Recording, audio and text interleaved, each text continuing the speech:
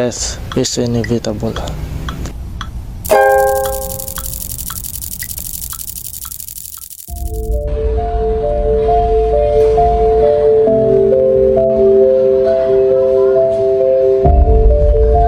Are you okay?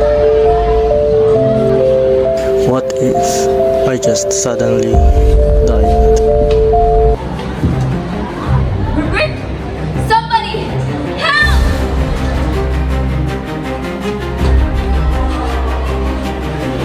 Shake it, come on! Check his pulse. He's not breathing. He's gone!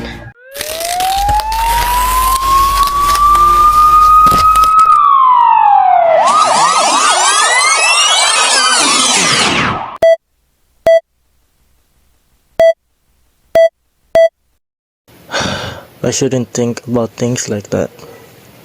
I still have a lot to do, a lot to fulfill. This is fine. I am okay with this.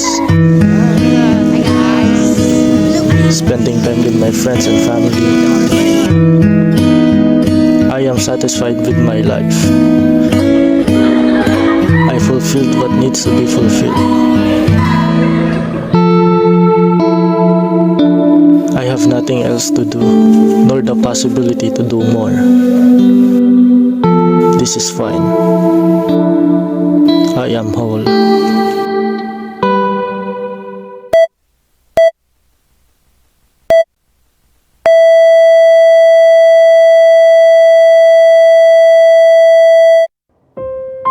Good day, everyone.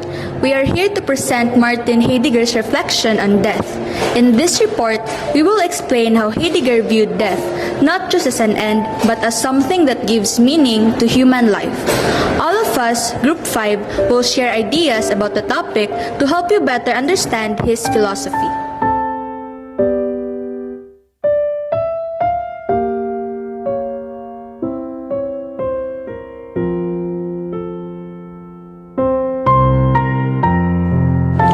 Death is viewed differently by different fields and individuals.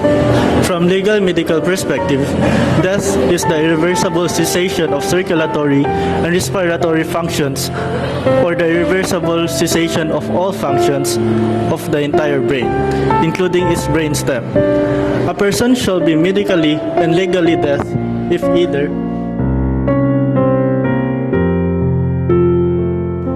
an absence of natural respiratory and cardiac function and attempts at resuscitation would not be successful in restoring those functions. In this case, that shall be deemed to have occurred at the same time this function ceases. An irreversible cessation of all brain functions and considering the absence of such functions. Further attempts at resuscitation or continued supported maintenance would not be successful in restoring such natural functions. In this case, that shall be deemed to have occurred at a time when these conditions first appeared. Death from others. In religious perspective, death is the transition of shift from earthly life to the life after. In existential, death is a transition from being to non-being that terminates all the possibilities of a temporal being. In Buddhist, death is the cessation of the connection between our mind and our body. Most people believe that death takes place when the heart stops beating, but this does not mean that a person has died, because his subtle mind may still remain in his body. Death occurs when the subtle consciousness finally leaves his body to go to the next life.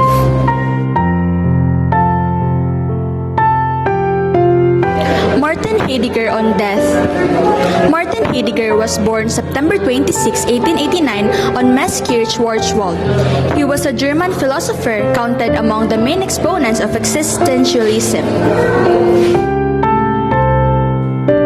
His groundbreaking work in ontology, the philosophical study of being or existence, and metaphysics determined the course of 20th century philosophy on the European continent and exerted an enormous influence on virtually every other humanistic discipline, including literary criticism, hermeneutics, psychology, and theology. According to him, a person becomes what they make of themselves. People have many potentialities and possibilities, like becoming a doctor, a nurse, a lawyer, and an engineer, but these are not given.